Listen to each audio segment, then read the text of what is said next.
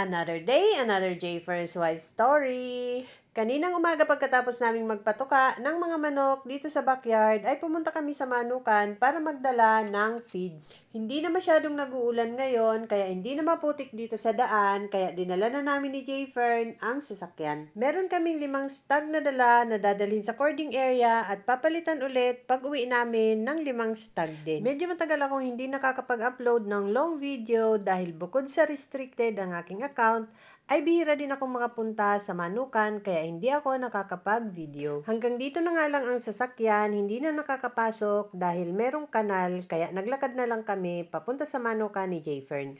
Pagdating nga namin dito ay tamang-tamang nagpapatuka ng mga manok si Richard. Papatuka pala si Richard.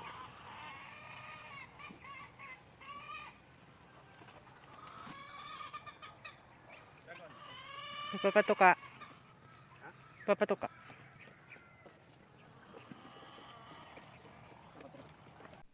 Binitbit ng ani J Fern yung manok na nasa kahon at yung isang manok pa ay naiwan sa sasakyan. Mukhang dumami na naman ang alagang pabo ni Richard at pati kambing din ay madami na uling alaga si Richard dahil nag-anakan na yung mga babaeng kambing. Nasaan ang anak ni Lana?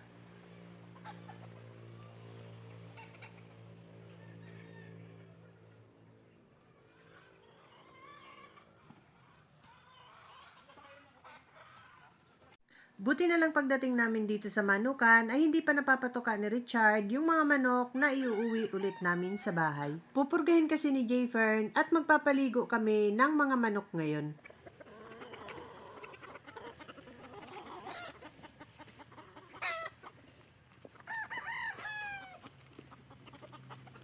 Ayan pa Richard. Hindi pa pakainin? Iuuwi pala ni J Fern itong stag kaya hindi pinatuka ni Richard. Anak ni Pabebe yan? Hindi, ito yung mabait nung dito na. Yung na ano sa iyo? Ito pala yung mabait na kakarel na laging lumalapit kay J Fern nung inalpasan dyan sa pansamantalang range area. Ilan ang dadalhin mong ano? 5 stag din ang iuuwi namin ni J Fern mamaya sa bahay. Naglagay na nga ng scratch pen si J Fern para kuhanin ang mga manok na iuuwi namin sa bahay. At itong bagong dala namin ay itatali naman dito sa cording area. Habang nilalagay ni J Fern sa scratch pen yung mga iuuwi naming manok, si Richard naman kinuha yung feeds na binili namin at nilagay na sa kubo. Nakita ko naman itong balimbing, ang daming bunga dito sa baba na kayang-kaya kong abutin kaya pinitas ko yung mga medyo hinog na.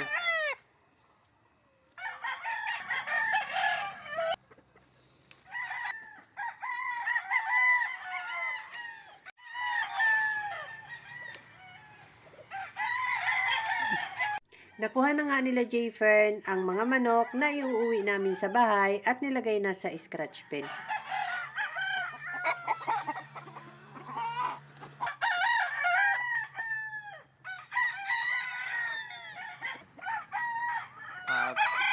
Titigas-tigasin muna dito. Konti na lang ang mga manok namin na nakaalpas dito sa range area. Mahigit 10 na lang baby stag at ang karamihan ay mga pullet at brood hen. Hindi na nag-grass cutter lahat ni Richard ang mga damo dito sa range area. Pero okay lang dahil hindi masyadong lumalago ang damo dito dahil tinutuka lagi ng mga manok na nakaalpas.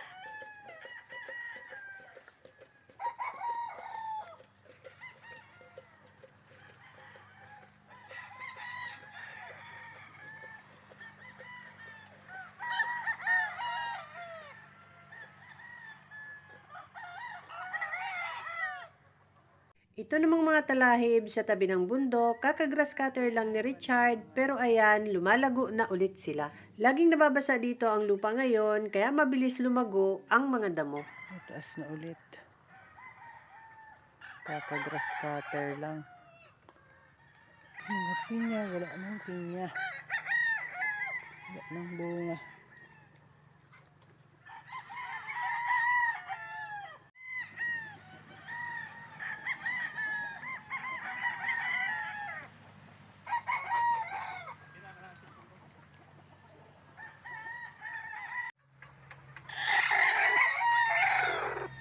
Nagulat nga ako dyan dahil akala ko wala ang inahin sa pugad. Palibhasa kasi itim ang kulay ng pugad at itim din siya kaya hindi ko nakita.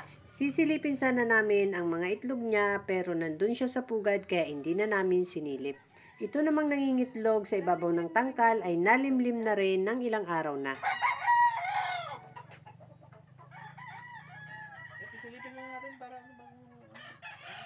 Itong isang Boston Broodhen na nalimlim dito ay laging nababasagan ng itlog kaya ito muna ang sinilip nila Jayfern. Hindi kaagad nalilinisan ni Richard kapag nababasagan ng itlog kaya nabugok na ang lahat ng mga itlog niya.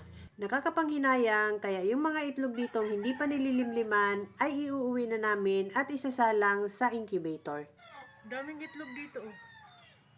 Kagaya nitong mga itlog na to, sayang na naman kapag mabubugok pa ulit. Kaya bukas pagbalik namin ay kukuhanin na namin ang mga itlog na ito at sa incubator na isasalang. Ikinulong nga muna dito sa tangkal yung inahin na nalimlim doon sa sinisilip nilang itlog. Wala na naman. Sayang ang itlog bubok.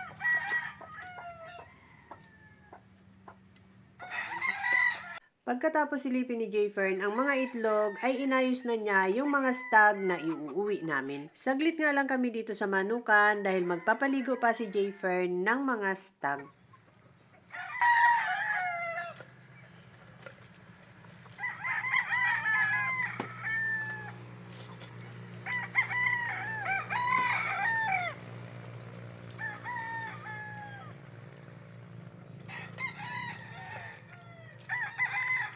Kakatapos nga lang i-grass cutter ni Richard itong mga damo dito sa harap ng cording area. Hindi nga sabay-sabay ang pag-grass cutter ni Richard dahil medyo malawak na nga ito kaya yung doon sa tabing bundok ay nagsisibulan na ulit. Dito naman ay bagong grass cutter pa lang. Dito naman sa range area hindi na natapos ni Richard dahil kinulang na ng gasolina. Bago kami umuwi ay may nakita pa akong isang pinya, hindi pa siya masyadong hinog pero kinuha ko na at baka kainin na naman ng daga.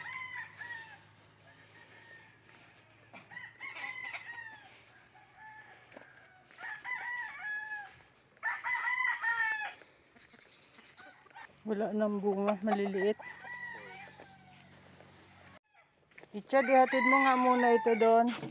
Tanggalin mo sa lalagyan. Laki na ng anak ni Lana oh.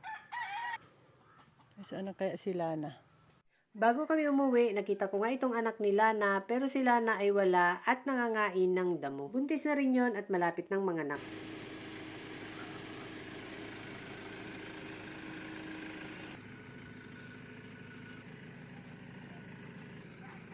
Pagdating namin dito sa bahay ay nagpaligo na ng mga manok si Jayfern. Hindi kasi natuloy mag-exam ang mga kinondisyong manok ni Jayfern noong 29 dahil na-disgrasya yung isa naming entry. Kaya para sumingaw ang katawan ng mga kinondisyon niyang manok, nagpaligo si Jayfern at isinabay na rin niya yung mga kinuha namin sa farm. Mukhang gustong-gusto ngang maligo ng mga manok kaya yan walang kapalag-palag habang pinapaliguan ni Jayfern. Yung mga kinuha naman namin sa farm ay pinurga muna ni Jayfern bago pinaliguan. At mamayang hapon naman, pag natuyo na sila, tuturukan na sila ng vitamin B complex. May nasiyap na. Sinilip ko nga itong incubator dahil pagdaan ko may narinig akong nasyap na sisiw. Hatching na nga ang mga itlog dahil may mga butas na ito pero hindi pa sila nakakawala sa loob ng shell. 19 days na sila ngayon kaya nag-uumpisa na ang magpisaan ang mga sisiw. Hindi kita.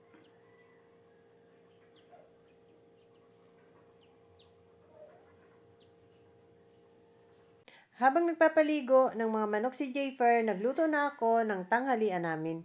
Nakabili nga ako ng mga gulay kaya naisipan kong magbulang lang dahil may prito kaming tilapia.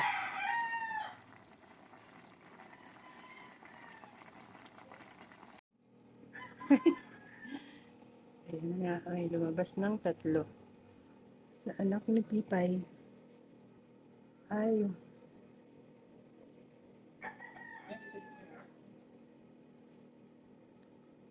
Dito sa kabila. Parang wala pa. Ilang days na yun? Ganda ng mga itlog ni Pipay ah.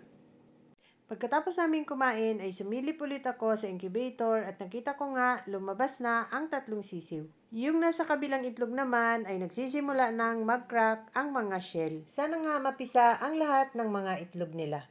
That's all guys. Thank you so much for watching. Please like, share, and follow for more. See you on my next video. Bye!